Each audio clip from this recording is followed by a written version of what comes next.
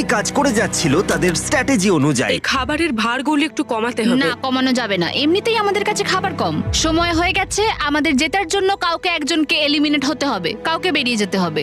এখানে দুজনের বেশি খাবার আমাদের কাছে নেই। আমাদের টিম আলোচনা করেছে যে আমার এই খেলাটা ছেড়ে দেওয়া উচিত। আমি হ্যাঁ না বলছি এবং আমি এই গেমটা ছাড়তে চাই। ছেলেদেরকে কোনো কিছু না জানিয়ে আমরা তোমাকে চুপি চুপি এই বন থেকে সরিয়ে নেব। তাহলে এটা মনস্টার ট্রাকের সাহায্যেই করা যাক। আমরা প্রথম এলিমিনেশনের জন্য ওদের ক্যাম্পের দিকে যাচ্ছি।